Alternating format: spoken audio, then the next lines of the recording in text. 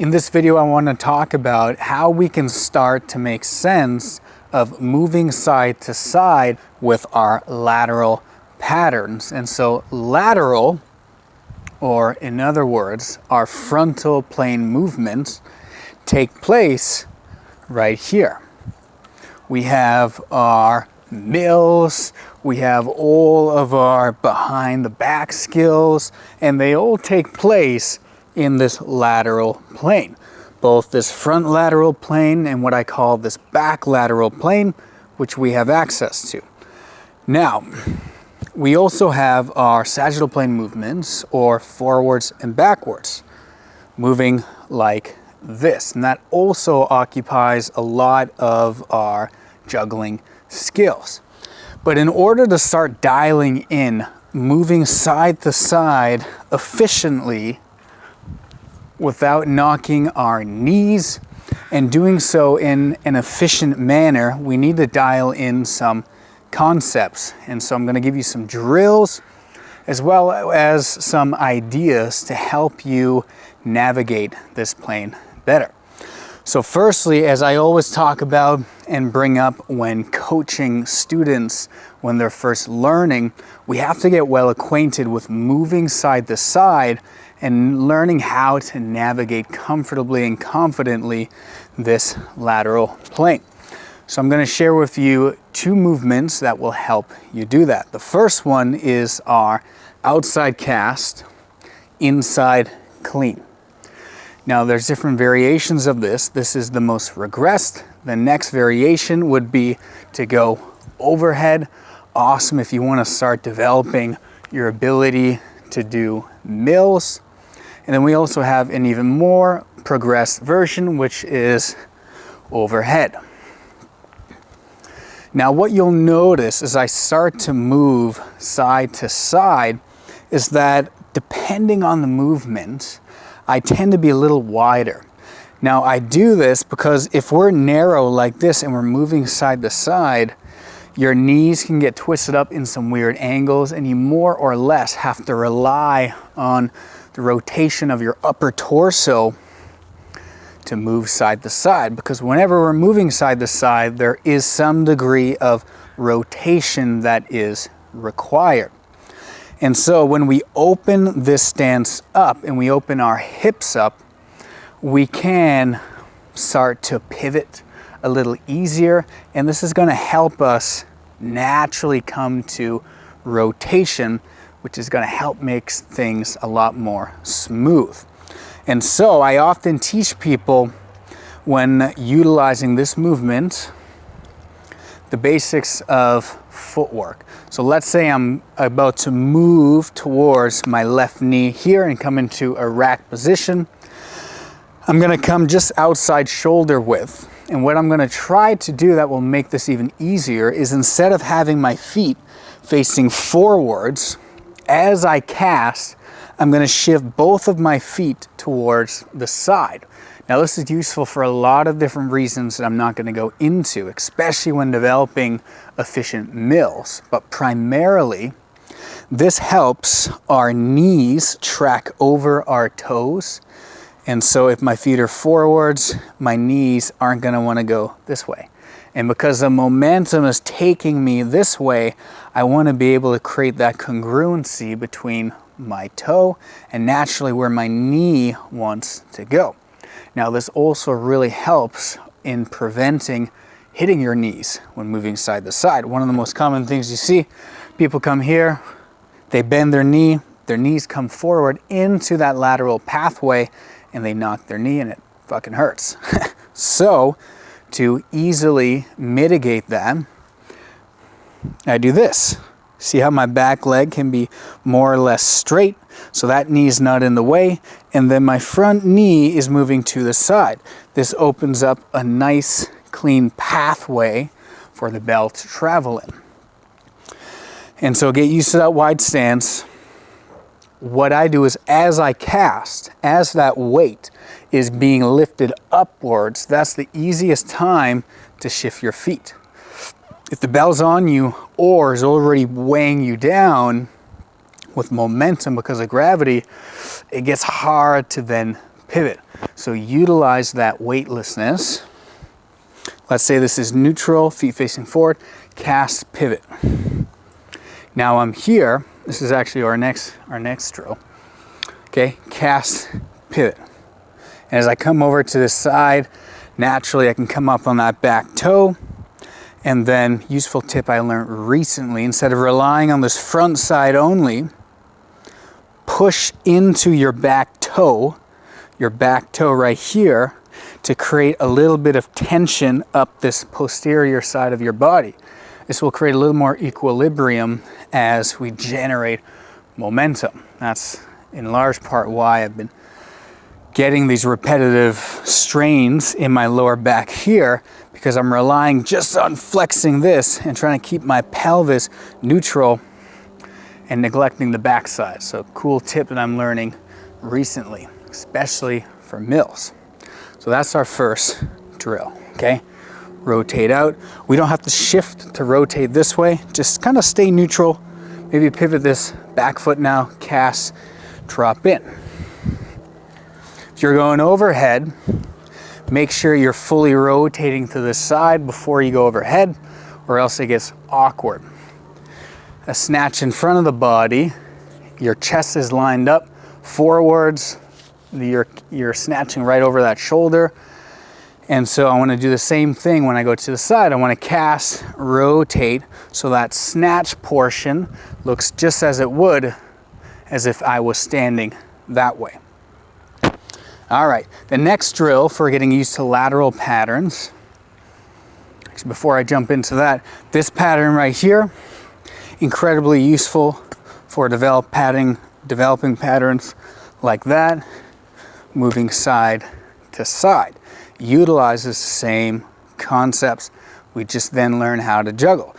The next drill that you can utilize is a crossbody tactical clean.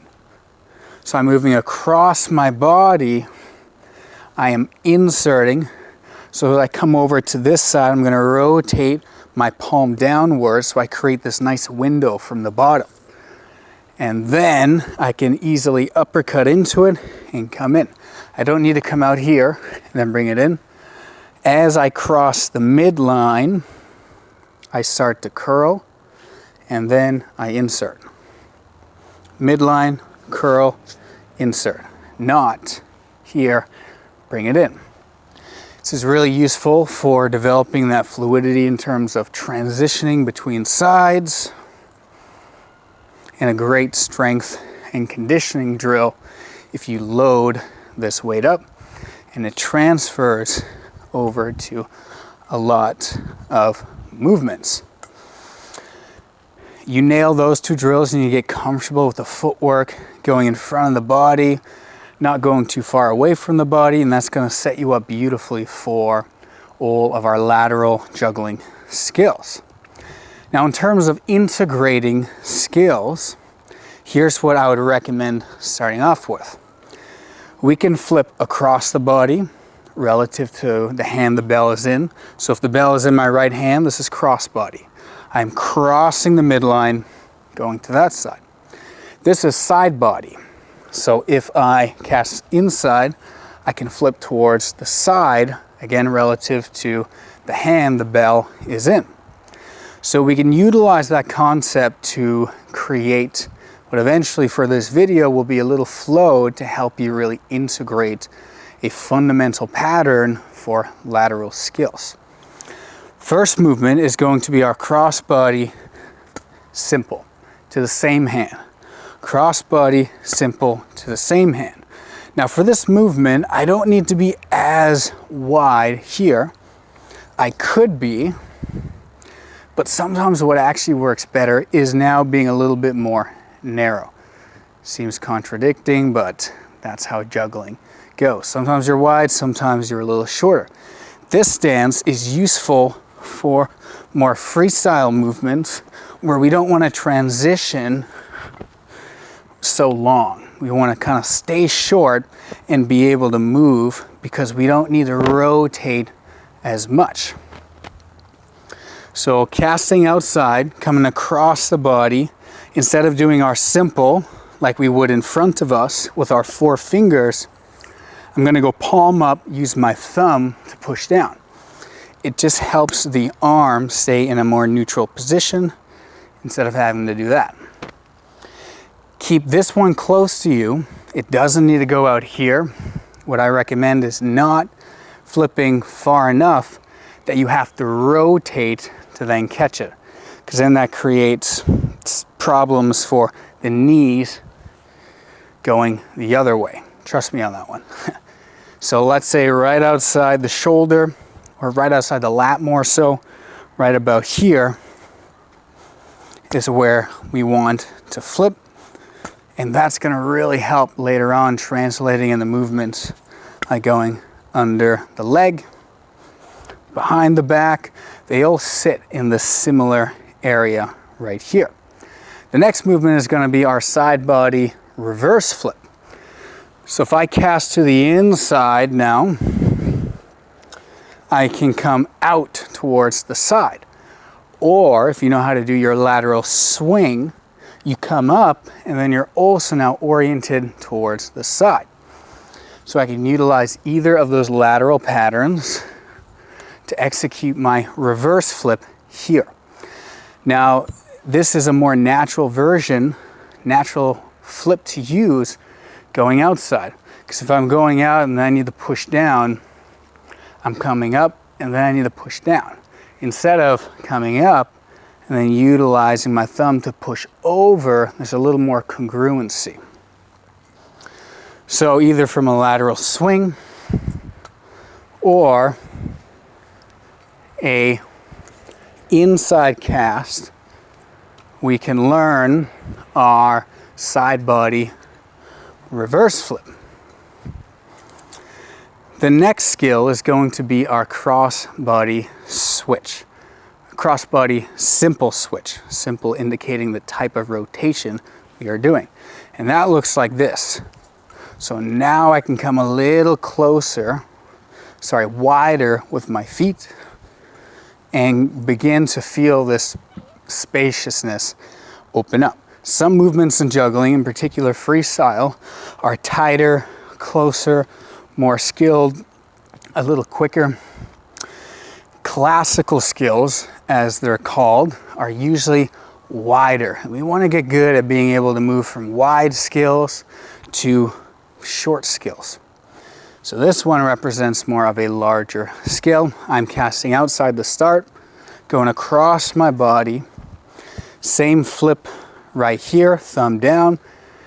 This time what I'm going to practice is really keeping my hands close together and treating it as if I was throwing in front of the body. If you've seen my tutorial on the simple flip, or you have my course Juggling Foundations that teaches all of this in much more depth, you'll know how important keeping your hands close are for catching the bell, mitigating dropping it.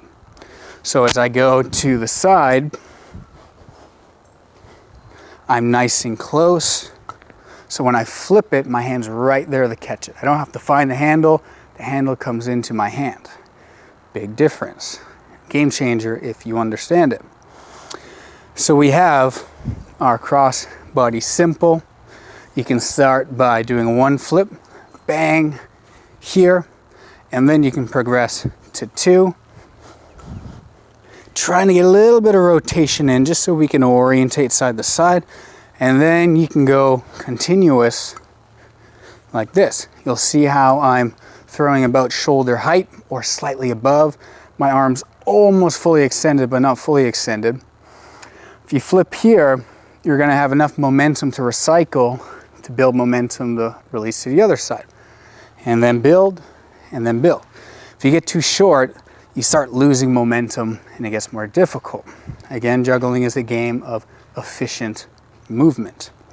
So now that we have our lateral patterns dialed in, you have some flips to integrate and practice. Now let's create this flow I was talking about that will help you really integrate all of this together seamlessly. So here's the pattern. Cross body simple to the same hand, reverse flip, switch. And then eventually that's going to be continuous. Simple, same hand, reverse, same hand, switch. Simple, reverse, switch. Simple, reverse, switch. That is a pattern that you'll get into. Remember that every flip leads into the next. So if your simple is too low to the same hand, you're not going to be able to build momentum to get up to the reverse flip.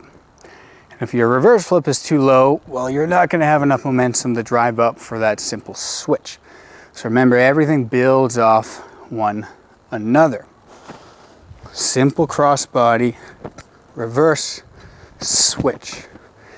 Eventually you can get good at your footwork, so you can get narrow for the first two and then long for the second. Short, short, long. Short, short, long.